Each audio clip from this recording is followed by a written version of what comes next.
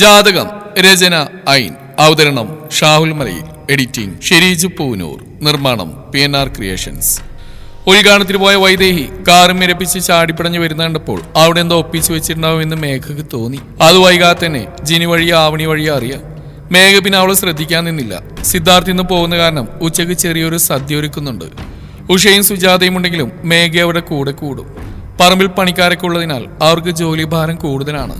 രേണുകയും പറ്റുന്ന പോലെയൊക്കെ അവരെ സഹായിക്കാറുണ്ട്. ഉഷയ്ക്ക് മേഘയെ കാണുമ്പോൾ വല്ലാത്ത കുറ്റബോധമാണ്.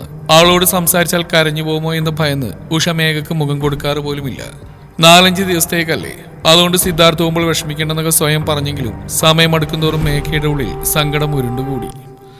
ഉച്ചയ്ക്ക് ഭക്ഷണം കഴിക്കാനായി സിദ്ധാർത്ഥിന്റെ നാട്ടിലെ 2 കൂട്ടുകാരും കൂടെ ഉണ്ടായിരുന്നു. അവർക്കുള്ള കാരണം സ്വസ്ഥമായി സംസാരിക്കാൻ കൂടെ പറ്റിയില്ല. വൈകുന്നേരം ആയപ്പോഴാണ് അവർ തിരിച്ചു പോയത്. 8:30-ക്കാണ് ട്രെയിന്. ഡ്രൈവർ റെയിൽവേ സ്റ്റേഷനിലേക്ക് കൊണ്ടുവിടും. കൂട്ടുകാരെ പറഞ്ഞുവിട്ട് സിദ്ധാർത്ഥ് മുറിയിലേക്ക് ചെല്ലുമ്പോൾ കണ്ടത് കരഞ്ഞളന്ന് കിടക്കുന്ന മേഘയാണ്. മേഘ, എന്താടാ? സിദ്ധേട്ടാ, ഞാനും വരുവാ. കരഞ്ഞാണ് മേഘ പറയുന്നെങ്കിലും സിദ്ധാർത്ഥിനെ കേട്ടപ്പോൾ ചിരി വന്നു. അവനോട് വയറിലായി നല്ലൊരു നുള്ളു കൊടുത്തു. ഞാനും വരുവാ ചിത്തുവേട്ടാ. ആൾ പറയുന്ന പോലെ അവൻ കൊഞ്ചി പറഞ്ഞപ്പോൾ മേഘ കണ്ണീരോടെ അവനെ നോക്കി. നിന്നോട് ഞാൻ പറഞ്ഞല്ലേ എന്റെ കൂടെ വരാൻ. അപ്പൊ അവൾക്ക് കേക്ക് ഷോപ്പ്, ഹസ്നത്ത് എന്തൊക്കെയായിരുന്നു. ഇപ്പൊ പോകാൻ പറ്റില്ല, അത് അവൾക്കും അറിയാം. എന്നാലും അവൻ പോകുന്ന സങ്കടം കാരണം അവൾ പറഞ്ഞു പോയതാണ്. മേഘ വീണ്ടും തലയിണയിൽ മുഖം പൂഴ്ത്തി. എന്റെ പൊന്നല്ലേ, കരയില്ലേ? 4-5 ദിവസം, അതിനുള്ളിൽ ഞാൻ വരില്ലേ? സിദ്ധാർത്ഥ അതും പറഞ്ഞ് അവളുടെ അടുത്തേക്ക് കിടന്ന് അവൾ തിരിച്ചെടുത്ത് തന്നെ നെഞ്ചിലേക്ക് ചേർത്ത് മുറുക്കെ കെട്ടിപ്പിടിച്ചു. കരയില്ലടാ, എനിക്ക് സങ്കടാവേ. മേഘയുടെ നെറുകയിൽ ഉമ്മ വെച്ചുകൊണ്ട് സിദ്ധാർത്ഥ് പറഞ്ഞപ്പോൾ അവളും നടങ്ങി. അവനെ ഉമ്മകൾ കൊണ്ട് മൂടി. അവനും കണ്ണീർ പൊടിയുന്നുണ്ടായിരുന്നു. അപരിചിതരായ 2 പേർ, പ്രണയം കൊണ്ട് മുറിവേറ്റവർ. എത്ര പെട്ടെന്നാണ് പരസ്പരം അങ്ങോട്ടും ഇങ്ങോട്ടും പിരിയാൻ വയ്യാത്ത വിധം അടുത്തത്. മൗനമായി പരസ്പരം പുണർന്നു കിടക്കുമ്പോൾ 2 പേരുടെയും ചിന്ത അതായിരുന്നു. 1/4 മണിക്കൂറോളം ദൂരമുണ്ട് റെയിൽവേ സ്റ്റേഷനിലേക്ക്. വൈകുന്നേരം സമയമായതിനാൽ ചിലപ്പോൾ ബ്ലോക്ക് കിട്ടും. അതുകൊണ്ട് കുറച്ച് നേരത്തെ തന്നെ സിദ്ധാർത്ഥ് റെഡിയായി നിന്നു. രാത്രിയിൽ ട്രെയിനിൽ നിന്നൊന്ന് വാങ്ങി കഴിക്കണമെന്നും പറഞ്ഞ് കറികളൊക്കെ പൊതിഞ്ഞെടുത്ത് കൊടുത്തു. സാധാരണ ഭക്ഷണം വേണമെന്ന് പറഞ്ഞ് ചിണുങ്ങാറുള്ളതാണ് അവൻ. പക്ഷേ ഇന്ന് അവൻ വേഗം കൈ നീട്ടിയത് വാങ്ങി ബാഗിലേക്ക് എടുത്തു വെച്ചു. എന്തോ അമ്മയുമായി ഇനി 1-2 പറഞ്ഞ് പിണങ്ങാൻ വയ്യ. രേണുകയും പരമേശ്വരനും മേഘയും നോക്കി നിൽക്കവേ യാത്രയും പറഞ്ഞ് സിദ്ധാർത്ഥ് വേഗം കാറിലേക്ക് കയറി. കാറ് സ്റ്റാർട്ട് ചെയ്ത് നീങ്ങിയപ്പോൾ അവൻ കാറിൽ നിന്ന് തല പുറത്തേക്കിട്ട് പുറകിലേക്ക് തിരിഞ്ഞു നോക്കി. തൂണും ചാരി നിൽക്കുകയാണ് മേഘ, മുഖത്ത് സങ്കടം മാത്രം. സിദ്ധാർത്ഥ് നോക്കുന്ന കണ്ടപ്പോൾ മേഘ മുഖത്തെങ്ങനെയോ പ്രസന്നത വരുത്തി അവനോട് തലയാട്ടി. മോളെ വാ, 4-5 ദിവസം കഴിയുമ്പോഴേക്കും അവ എത്തുമല്ലോ, വിഷമിക്കണ്ട കേട്ടോ. സിദ്ധാർത്ഥ് പോയി ഏറെ നേരം കഴിഞ്ഞിട്ട് അവൾ ആ നിൽപ്പ് തന്നെ തുടർന്നപ്പോൾ പരമേശ്വരൻ അവളെ സ്നേഹത്തോടെ പറഞ്ഞു. രേണുക അവളെയും കൂട്ടി അകത്തേക്ക് പോയി. കുറെ നേരം 2 പേരും ഓരോ വർത്തമാനം പറഞ്ഞിരുന്നു. നാളെ തൊട്ട് കേക്ക് ഷോപ്പിലേക്ക് മേഘ പോകും, അതുകൊണ്ട് നേരത്തെ കിടന്നോ എന്നും പറഞ്ഞ് രേണുക അവളെ പറഞ്ഞയച്ചു. കുറച്ച് കഴിഞ്ഞപ്പോൾ സിദ്ധാർത്ഥ അവളെ വിളിച്ചു. ട്രെയിനിൽ കയറി കുറച്ച് ദൂരം എത്തിയെന്ന് പറയാനായിരുന്നു അവൻ വിളിച്ചത്. അവനോടും കുറച്ചു നേരം സംസാരിച്ച് അവൾ ഉറങ്ങാനായി കിടന്നു. രാത്രിയിലെ ഭക്ഷണം എല്ലാം കഴിഞ്ഞ് അടുക്കളയ്ക്ക് ഒതുക്കിയായിരുന്നു ആവണി. സാധാരണ ജിനിയും കൂടെ ഉണ്ടാവാറുള്ളതാണ്. പഠിക്കാനൊക്കെ ഉള്ളതിനാൽ ഒന്നും ചെയ്യേണ്ടെന്ന് പറഞ്ഞ് ഓടിച്ചു വിടുമെങ്കിലും അവൾ കൂടെ തന്നെ നിൽക്കും. പക്ഷേ ഇന്ന് മാസത്തിലൊരിക്കൽ വരാറുള്ള അതിഥി വന്ന കാരണം അവൾക്ക് തീരെ വയ്യ. സമയം 11 ആവാനായി. ജീവൻ ഇതുവരെയും വന്നിട്ടില്ല. അല്ലെങ്കിലും ജീവൻ കുറെ നാളായി പാതിരിക കഴിയാറുണ്ട് ഇപ്പോൾ വരാൻ. അതിന് കുറ്റം മുഴുവൻ ആവണിക്കാണ്. ജീവൻ നേരത്തും കാലത്തും വീട്ടിൽ വരാത്ത ആവണി സ്വസ്ഥ കൊടുക്കാനായിട്ടാണെന്നാണ് സുമതിയുടെ കണ്ടുപിടുത്തം. ജീവനുള്ള ഭക്ഷണം അവൾ ടേബിളിൽ അടച്ചു വെച്ച് കിടക്കാനായി ചെന്നു. 2 മാസം കഴിഞ്ഞിട്ടുണ്ട് ഇപ്പോൾ. പക്ഷേ സാധാരണ ഗർഭിണികൾക്കുണ്ടാകുന്ന അസ്വസ്ഥയൊന്നുമില്ല. എന്നാലും കുറച്ചൊക്കെ ഉണ്ട് താനും. അമ്മയൊന്ന് കാണണമെന്നുണ്ട്. അവിടെ പോയി കുറച്ച് ദിവസം നിൽക്കാനും ആഗ്രഹമുണ്ട്. വരട്ടെ, 2 ദിവസം കഴിഞ്ഞ് ജീവനോട് ചോദിക്കണം. ഓരോന്ന് ആലോചിച്ച് കിടക്കുമ്പോൾ പുറത്ത് കാറോ നിൽക്കുന്ന ശബ്ദം കേട്ടു. കിടന്നു കഴിഞ്ഞാൽ എഴുന്നേൽക്കാൻ ഇത്തിരി പാടാണ്. ആയാസപ്പെട്ട് എഴുന്നേൽക്കുമ്പോഴേക്കും ആലോചിച്ചെന്ന് വാതിൽ തുറക്കുന്ന ശബ്ദം കേട്ടു. അച്ഛനായിരിക്കും. ഇനിയിപ്പോ ഭക്ഷണം കഴിച്ച് കുറച്ച് കഴിയും എത്താൻ. അവൾ കണ്ണുകളടച്ച് വീണ്ടും ബെഡിലേക്ക് കിടന്നു. പക്ഷേ പ്രതീക്ഷയ്ക്ക് വിപരീതമായി ജീവൻ അപ്പോൾ തന്നെ മുറിയിലേക്ക് വന്നിരുന്നു. അവൻ വന്നപ്പോൾ മുറിയിൽ പരന്ന രൂക്ഷകത്തിൽ നിന്നും അവൻ നന്നായി മദ്യപിച്ചിട്ടുണ്ടെന്ന് അവൾക്ക് മനസ്സിലായി. എടേ, നീ ഉറങ്ങിയോ? ആവണിയെ ശക്തിയിൽ കണ്ട് കുലുക്കുലുക്കി ജീവൻ ചോദിച്ചപ്പോഴാണ് ആവണി പിടഞ്ഞെഴുന്നേറ്റത്. ഇല്ല, എന്തേ? നിന്നോട് അന്ന് ഞാൻ പറഞ്ഞ കാര്യം എന്തായി? വയറിലേക്ക് നോക്കി ജീവൻ ചോദിച്ചപ്പോൾ ആവണിക്ക് പെട്ടെന്ന് കാര്യം മനസ്സിലായി. അവൾ വേഗം വയറിലേക്ക് കൈവച്ചു. അത് ഞാൻ അന്നേനെ പറഞ്ഞാണല്ലോ. ആവണി പതിഞ്ഞതെങ്കിലും ഉറപ്പുള്ള സ്വരത്തിൽ പറഞ്ഞു. ആവണിയുടെ ആ മറുപടി ജീവനെ ചൊടിപ്പിച്ചു. അത് നീ മാത്രം അങ്ങ് തീരുമാനിച്ചാൽ മതിയോ? ദേഷ്യം വന്ന ജീവൻ ആവണിയുടെ കഴുത്തിൽ കൈകൾ ചേർത്തു. ആവണി കുതിരാൻ ശ്രമിച്ചപ്പോൾ കഴുത്തിൽ പിടിച്ച് പുറകിലേക്ക് അവൻ ഒറ്റ തള്ളായിരുന്നു. ബെഡിലേക്ക് വീണതിനാൽ കാര്യമായിട്ടൊന്നും ആവണിക്ക് പറ്റിയില്ല. എന്നാലും ശരീരമാകുന്നു ഉലഞ്ഞ പോലെ. വയറിലൊക്കെ ചെറിയ വേദന. ആൾ ഭയത്തോടെ ഇരുന്നു. ഒറ്റയ്ക്കാണെങ്കിൽ കുഴപ്പമില്ലായിരുന്നു. ഇതിപ്പോ കൂട്ടിനൊരു കുഞ്ഞുകൂടിയുണ്ട്. അതെ, ഞാനൊരു കാര്യം പറഞ്ഞേക്കാം. എനിക്ക് ഈ കുട്ടിയും പൊട്ടിയും തലയിച്ച് നോക്കാൻ ഇപ്പൊ തീരെ താല്പര്യമില്ല. നാളെ തന്നെ ആശുപത്രി പോയി എന്താണെന്ന് വെച്ചാൽ ചെയ്തോളണം. ഇനി എന്നെ കൊണ്ട് ഇത് പറയരുത് ഏടലോ. ആവണി ഭയത്തോടെ തലയാട്ടി. ഇപ്പോൾ എതിർത്തെന്തെങ്കിലും പറഞ്ഞാൽ ശരിയാവില്ല. മദ്യപിച്ചിട്ടുണ്ട്, കൈവിട്ടെന്തെങ്കിലും ചെയ്തു പോകും. തന്റെ കുഞ്ഞ് അതാണ് പ്രതികരിക്കുന്നില്ലെന്ന് അവൾ പുറകോട്ട് വലിച്ചത്. നാളെ നേരം വെളുക്കുമ്പോൾ കാര്യം എങ്ങനെയെങ്കിലും പറഞ്ഞു മനസ്സിലാക്കാം. ആവണി ഒന്നുകൂടി നോക്കി പേടിപ്പിച്ചുകൊണ്ട് ജീവൻ മുറിയിൽ നിന്നും പോയി. നാളെ തന്നെ വീട്ടിലേക്ക് പോകണം. കുറച്ച് ദിവസം എങ്ങനെയെങ്കിലും അവിടെ പിടിച്ചു നിൽക്കാം. അത് കഴിഞ്ഞ് എന്തെങ്കിലുമൊക്കെ ചെയ്യാം. എന്തായാലും തന്റെ കുഞ്ഞിനൊരു കാരണവശാലും നഷ്ടപ്പെടുത്തില്ലെന്ന് അവൾ ഉറപ്പിച്ചു. വയറ് ചെറുതായി വേദനിക്കുന്നുണ്ട്. ദൈവമേ, എന്റെ കുഞ്ഞിനൊന്ന് വരുത്തല്ലേ എന്ന പ്രാർത്ഥനയോടെ അവൾ ഉറങ്ങാനായി കിടന്നു. നേരം വെളുക്കുമ്പോൾ വേദന മാറുമെന്ന് വിചാരിച്ചെങ്കിലും രാവിലെ ആയപ്പോഴേക്ക് ആവണിയുടെ വയറുവേദന കലശലാവുകയാണ് ചെയ്ത്. ജിനിയോട് വിവരം പറഞ്ഞപ്പോൾ അവൾ വഴക്ക് പറഞ്ഞ് അവൾ നിർബന്ധിച്ച് ഹോസ്പിറ്റലിൽ കൂട്ടിക്കൊണ്ടുപോയി. തൽക്കാലത്തേക്ക് മരുന്നും കൊടുത്ത് നന്നായി ശ്രദ്ധിക്കണമെന്നും പറഞ്ഞ് ഡോക്ടർ ആവണിയെ പറഞ്ഞയച്ചു. ചേച്ചി, ഞാനിനി വീട്ടിലേക്കില്ല, കോളേജിലേക്ക് പോവാ. വീട്ടിൽ ചെന്ന് പിന്നെ ഇറങ്ങുമ്പോഴേക്കും നേരം വൈകും. ചേച്ചി പോയിക്കോളൂല്ലേ? ഞാൻ പോയിക്കോളാം. ജിനി, നീ കോളേജിലേക്ക് പോയിക്കോ. ആളെ ബസ് കയറ്റി വിട്ട് ആവണി തനിക്ക് വീട്ടിലേക്ക് പോകാനുള്ള ബസ് സ്റ്റോപ്പിലേക്ക് നടന്നു.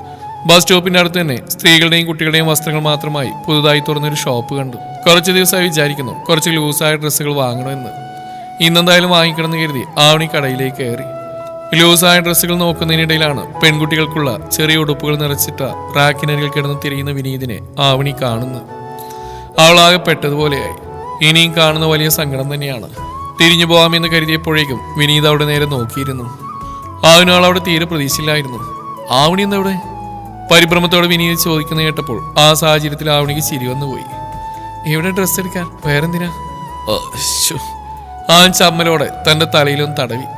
അതല്ല, ഈ ലേഡീസിനെയും കുട്ടികളുടെയും ഡ്രസ്സ് മാത്രമുള്ള ഷോപ്പില് വിനീതന് എന്താ കാര്യം? ആവണി കുസൃതിയോടെ ചോദിച്ചു. ആവണിക്ക് നമ്മുടെ ജോബി ഓർമ്മയില്ലേ? അവന്റെ ചേട്ടൻ ജീബിനെടുത്ത് സിയ. പുള്ളിയുടെ മോളുടെ ബർത്ത്ഡേ നാളെ. അവ മോൾക്കൊരു ഗിഫ്റ്റ് കൊടുക്കാൻ ഒരു ഉടുപ്പ് വാങ്ങാൻ ഇറങ്ങിയ. കുട്ടികൾക്കൊന്നും ഡ്രസ്സ് എടുത്ത് പരിചയമില്ലാത്തോണ്ട് കിടന്ന് വട്ടം ചുറ്റുമായിരുന്നു. ആണോ? ഞാൻ നോക്കട്ടെ. ആ പിന്നെന്താ, വാ. ആവണി വിനീതിന്റെ കൂടെ ചെന്നു. കുട്ടിയുടെ വയസ്സും ഹൈറ്റും ഒക്കെ ചോദിച്ചറിഞ്ഞ് ഒരു ഗൗൺ അവൾ സെലക്ട് ചെയ്ത് കൊടുത്തു. പിസ്ത ഗ്രീൻ നിറത്തിലുള്ള ആ ഗൗണ് കുഞ്ഞിനെ നന്നായി ചേരുമെന്ന് വിനീതിന് തോന്നി. താങ്ക്സ് ആവണി, ഞാൻ കുറച്ചു നേരമായിട്ട് ഒന്നും എടുക്കാൻ പറ്റാൻ നിൽക്കുമായിരുന്നു. ആവണി വെറുതെ ചിരിച്ചതേയുള്ളൂ. ആവണിക്കുള്ള ഡ്രസ്സുകൾ എടുക്കുന്നവരെ വിനീത് അവിടെ കാത്തു നിന്നു. അവളുടെ ഡ്രസ്സുകൾ കൂടി എടുത്തു കഴിഞ്ഞപ്പോൾ അവൻ നിർബന്ധമായി അത് പിടിച്ചു വാങ്ങി കുഞ്ഞിനുള്ള ഗൗണിന്റെയും അവളുടെയും ഡ്രസ്സുകൾ ഒരുമിച്ച് ബില്ല് ചെയ്യാനായി കൊടുത്തു. കഷ്ടം കേട്ടോ വിനീതേട്ടാ, കുറെ രൂപയായി കാണും. ആവണി വിനീതിനോട് പരിഭവിച്ചു. 4-5 ജോഡി ഡ്രസ്സുകൾ എടുത്തിട്ടുണ്ടായിരുന്നു. പ്യുവർ കോട്ടനൊക്കെ ആയത് കാരണം നല്ല വിലയായിട്ടുണ്ട്. അതിനിപ്പോ എന്താ, എന്നാലും ആവണിയുടെ കല്യാണത്തിന് ഞാൻ ഗിഫ്റ്റ് ഒന്നും തന്നില്ലല്ലോ, ഇതിരിക്കട്ടെ. അവൻ ചിരിച്ചുകൊണ്ട് പറഞ്ഞപ്പോൾ ആവണിയുടെ മുഖം മങ്ങി. വിനീതേട്ടാ, ഇനിയിപ്പോ ഒരു ജോലിയൊക്കെ ആയില്ലേ, ഇനിയൊരു കല്യാണമൊക്കെ നോക്കിക്കൂടെ? പതറി ആവണി ചോദിക്കുന്ന കേട്ടപ്പോൾ വിനീതിന്റെ നെഞ്ചു പൊടിഞ്ഞു. ആ നോക്കണം, വീട്ടിലെ അച്ഛനും അമ്മയൊക്കെ നിർബന്ധിക്കുന്നുണ്ട്. എങ്ങും തൊടാതെയുള്ള മറുപടിയാണെങ്കിലും ആവണിക്ക് അത് കേട്ടപ്പോൾ ചെറിയൊരു ആശ്വാസം തോന്നി. ടെക്സ്റ്റൈൽസിൽ നിന്ന് ഇറങ്ങി തൊട്ടടുത്തുള്ള ബേക്കറിയിൽ നിന്ന് ഒരു ജ്യൂസും പപ്സും അവൾക്ക് വാങ്ങി നൽകിയിട്ടാണ് പിന്നീട് അവൻ തിരികെ പോയത്. ആദ്യം തമ്മിൽ കണ്ടപ്പോൾ തോന്നിയിരുന്ന ബുദ്ധിമുട്ടൊന്നും അപ്പോൾ രണ്ടുപേർക്കും തോന്നിയില്ല. വളരെ ലാഘവത്തോടെയാണ് അവർ ഇടപെട്ടതും. എന്നാൽ ഇനി ഇങ്ങനെ കണ്ടുമുട്ടാനുള്ള സന്ദർഭങ്ങൾ ഒഴിവാക്കണമെന്ന് അവർ രണ്ടുപേരും ഉള്ളാലെ തീരുമാനിച്ചിരുന്നു. സിദ്ധാർത്ഥ് പോയിട്ട് 2 ദിവസങ്ങൾ കഴിഞ്ഞു. അസ്ന പോയത് കാരണം മേഘ കേക്ക് ഷോപ്പിലേക്ക് പോയി തുടങ്ങി. ഫൈനാൻസിന്റെ പ്രവർത്തനങ്ങൾ തുടങ്ങിയപ്പോൾ ജീവനും തിരക്കിലായി. തിരക്കുകളിൽപ്പെട്ടതിനാൽ അബോർഷന്റെ കാര്യം വിട്ടുപോവുകയും ചെയ്തു. പുതിയ മേഖലയിൽ പരിചയക്കുറവ് ജീവന് നന്നായിട്ടുണ്ടായിരുന്നു.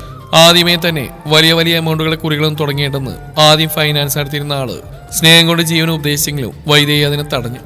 വലിയ തുകകൾ കൊണ്ട് കളിച്ചാലേ കാര്യമുണ്ടാവൂ എന്നും ആദ്യത്തെ മുതലാളി ജീവൻ നന്നാവുന്നതിന്റെ അസൂയ കൊണ്ട് നുണ പറഞ്ഞിരുന്നാണെന്നും വൈദേഹി ജീവനെ പറഞ്ഞ് പിടിപ്പിച്ചു കൊടുത്തു. വൈദേഹി പറഞ്ഞതിനപ്പുറമൊന്നും ഇല്ലാത്തതിനാൽ ജീവൻ വലിയ വലിയ തുകകളുടെ കുറി തുടങ്ങുകയും കിട്ടുന്ന പൈസ ഒക്കെ വൈദേഹിയുടെ നിർദ്ദേശപ്രകാരം വേറെ ഫൈനാൻസ് കൂടി തുടങ്ങാനുള്ള ആവശ്യത്തിനും വൈദേഹിമൊത്ത് കറങ്ങാനും സമയം ചെലവഴിക്കാനൊക്കെ ചെലവാക്കുകയും ചെയ്തു. ഫൈനാൻസിന്റെ പോക്കൊക്കെ നന്നായി കുറഞ്ഞു. മുഴുവൻ സമയം എന്ന പോലെ അവൻ വൈദേഹിയുടെ കൂടെയായി. ജീവൻ ഫൈനാൻസിൽ വലിയ ശ്രദ്ധ കാണിക്കാത്തതിനാൽ അവിടുത്തെ ജോലിക്കാരെ അവസരം മുതലാക്കി തുടങ്ങി. പറ്റുന്ന പോലെ അവർ പൈസ മുക്കി തുടങ്ങി. ചുരുക്കം പറഞ്ഞാൽ പുറമേക്ക് നല്ല ഷോ ഉണ്ടെങ്കിലും തുടക്കത്തിൽ തന്നെ പതിയെ പതിയെ പൊളിയുന്ന കപ്പലായി തുടങ്ങിയിരുന്ന ആ ഫൈനാൻസ് 4-5 ദിവസം എന്ന് പറഞ്ഞു പോയ സിദ്ധാർത്ഥ് 2 ആഴ്ചയെങ്കിലും കഴിയാതെ എത്താൻ പറ്റില്ലെന്ന് മേഘയെ അറിയിച്ചു. നല്ല വിഷമം തോന്നിയെങ്കിലും സിദ്ധാർത്ഥ് വരുന്ന കാത്ത് അവളിരുന്നു. ബലിക്ക് സമയമായെന്ന് ഭൈരവൻ വൈദേഹി ഇടയ്ക്കിടയ്ക്ക് ഓർമ്മിപ്പിച്ചുകൊണ്ടിരുന്നു. പിഴവൊന്നുമില്ലാതെ കാര്യം നടത്താനുള്ള പറ്റിയൊരു അവസരത്തിനായി വൈദേഹി കാത്തിരിക്കുകയും ചെയ്തു. വൈദേഹിമൊത്ത് ഒരു കറക്കമൊക്കെ കഴിഞ്ഞ് വീട്ടിലെത്തിയതായിരുന്നു ജീവൻ. ചെന്നപ്പോൾ തന്നെ സുമതി മുഖവും കയറ്റി പിടിച്ചിരിക്കുന്നുണ്ടായിരുന്നു. അവനെ കണ്ടപ്പോൾ എഴുന്നേറ്റ് വന്ന സുമതി അവന്റെ കയ്യിലേക്ക് ഒരു കടലാസ് വെച്ച് കൊടുത്തു. ജീവൻ അതെടുത്ത് വായിച്ചു നോക്കി. ഓ, ഇതായിരുന്നോ? നിങ്ങളുടെ മുഖവും ഭാവം കണ്ടപ്പോൾ ഞാൻ വിചാരിച്ചു വേറെന്തോ കുന്തായിരിക്കുന്നു. ഇതിനിപ്പോ എന്താ? തന്നെ വക്രിച്ച് നോക്കിയിരിക്കുന്ന സുമതിയോട് തട്ടിക്കയറിക്കൊണ്ട് ജീവൻ ചോദിച്ചു. ഇതിനിപ്പോ എന്താന്നോ? എടാ, ബാങ്കിൽ തിരിച്ചടവ് മുടങ്ങി, പലിശയും കൂട്ടുപലിശയൊക്കെ ആയിട്ട് നല്ലൊരു തുകയായിട്ടുണ്ട്. വീട് ജപ്തി ചെയ്യുന്നൊക്കെ അവർ പറഞ്ഞ്. അടുത്ത ആഴ്ച പെണ്ണിന്റെ കല്യാണ. അതിനിടയിൽ ഇതും കൂടെ. എന്തെങ്കിലും പുലിവാല എന്ത് ചെയ്യടാ? പിന്നെ ആമാരോട് പോകാൻ പറ. അങ്ങനെയൊന്നുമില്ല അമ്മേ, നമ്മുടെ ലോണിന്റെ കാലാവധി ഒന്നും ആയിട്ടില്ല. പലിശ കുറെ കൂടി വരും, അത്രേ ഉള്ളൂ. അതിനിപ്പോ എന്താ? ഫൈനാൻസിൽ ആവശ്യമായ പിന്നെ എല്ലാം തിരിച്ചുപിടിക്കാവുന്നേ ഉള്ളൂ. ഇപ്പൊ ഇത്തിരി ടൈറ്റില്ല, അതുകൊണ്ടാണ് ഇങ്ങനെയൊക്കെ.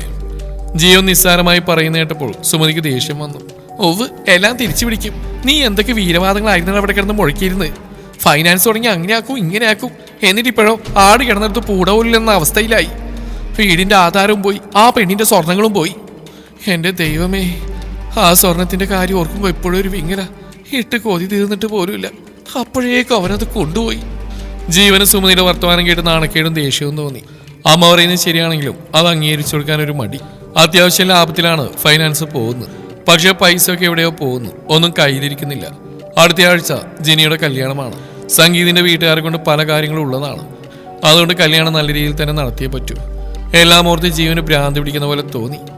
അവൾക്ക് വേണ്ടി ഇപ്പോഴൊന്നും സെറ്റായിട്ടില്ല. അച്ഛനും അമ്മയും അവൾക്ക് വേണ്ടി കരുതി വെച്ച സ്വർണവും പണവും ഉണ്ട്. പക്ഷെ താൻ വിചാരിച്ച പോലെ നല്ല രീതിയിൽ കല്യാണം നടക്കണമെങ്കിൽ കുറച്ച് പണം വേണം. എല്ലാം ഒരു ബിസിനസ്സാണ്. ഈ കല്യാണത്തിൽ കുറച്ച് കാശ് ഇറക്കിയ അതിനിരട്ടി സംഗീതിന്റെ കയ്യിൽ നിന്ന് അവന്റെ അച്ഛന്റെ കയ്യിൽ നിന്ന് ഈടാക്കാം. വൈദ്യയോട് കുറച്ച് പണം ചോദിച്ചു നോക്കാം. അവളുടെ കയ്യിൽ ഇഷ്ടംപോലെ കാശുണ്ട്. അത് കുറച്ച് നാളുകൊണ്ട് മനസ്സിൽ കരുതിയ കാര്യമാണ്. താൻ ചോദിച്ചാൽ അവൾ എന്തും തരും. ജീവൻ ആ കാര്യത്തിൽ ഒരു സംശയം ഉണ്ടായിരുന്നില്ല. അയ്യോ ജീവ, ഞാൻ ജീവനോട് വേറെ കാര്യം കൂടി ചോദിക്കാതിരിക്കായിരുന്നു. ജീവന്റെ ഫൈനാൻസിലെ ക്യാബിനുള്ളിലായിരുന്നു ജീവനും വൈദ്യയും. തലേന്ന് ആലോചിച്ച പോലെ വൈദ്യയോട് കാശ് ചോദിച്ചായിരുന്നു ജീവൻ. അവളുടെ കയ്യിൽ നിന്ന് കിട്ടുമെന്ന് നല്ല ഉറപ്പുണ്ടായിരുന്നു. പക്ഷെ അവിടെ മറുപടി കേട്ടപ്പോൾ ജീവനാകെ നിരാശ തോന്നി.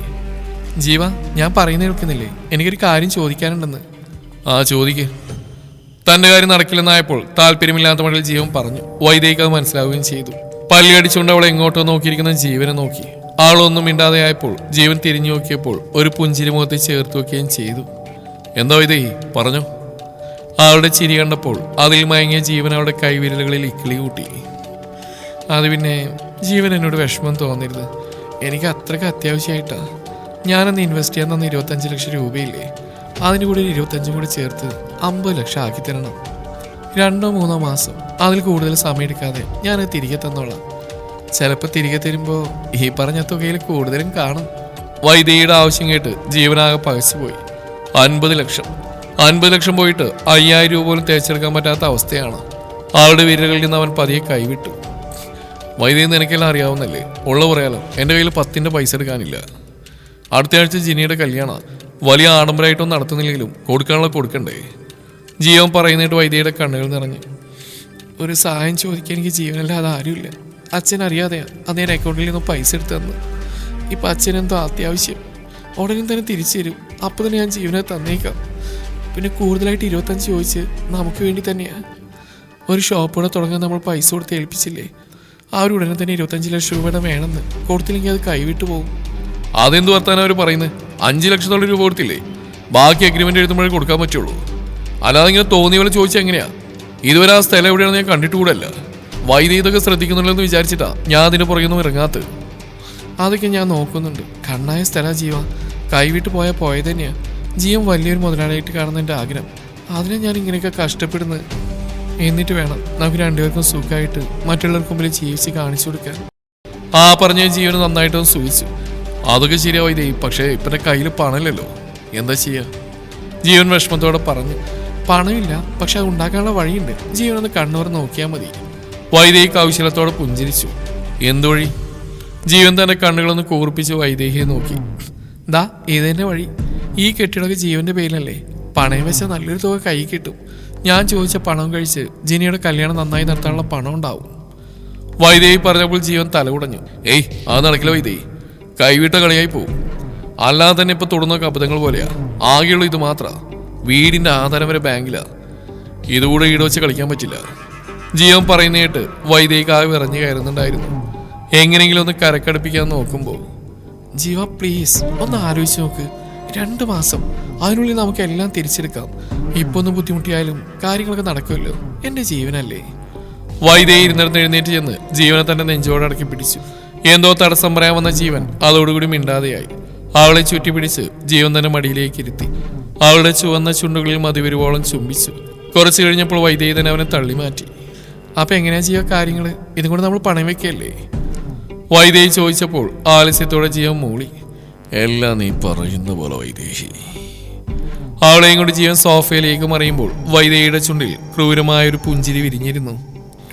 ജീവനെ കാണാനുള്ള യാത്രയിലായിരുന്നു വിനീത്. സ്ത്രീകളെ മിസ്സിങ്ങുമായി ബന്ധപ്പെട്ട് കുറച്ച് കാര്യങ്ങൾ കളക്ട് ചെയ്തിട്ടുണ്ട്. കാര്യങ്ങൾ ഫോണിലൂടെ പറയാൻ നേരിട്ട് സംസാരിക്കാമെന്ന് ജിബിൻ വിനീതിനോട് പറഞ്ഞിരുന്നു. ജിബിന്റെ വീട്ടിലേക്ക് വിനീതിന്റെ വണ്ടി കയറുമ്പോൾ തന്നെ കണ്ടു. ഗാർഡന്റെ ഒരു മൂലയിൽ സെറ്റ് ചെയ്തിരിക്കുന്ന ചെറിയ ടേബിളിന്റെ അടുത്തുള്ള കസേരയിൽ ജിബിൻ ഇരിക്കുന്നു. വിനീതിനെ കണ്ടപ്പോൾ ഇങ്ങോട്ട് വായുന്നർത്ഥത്തിൽ ജിബിൻ കൈകൾ കൊണ്ട് ആംഗ്യം കാണിച്ചു. വിനീതന്റെ വണ്ടി കാർ പോർച്ചിലേക്ക് കയറ്റിവെച്ച് ഫയലുമായി ജിബിന്റെ അടുത്തേക്ക് നടന്നു. തുടരും ഈ കഥയുടെ ബാക്കി ഭാഗം നാളെ ഇതേ സമയം.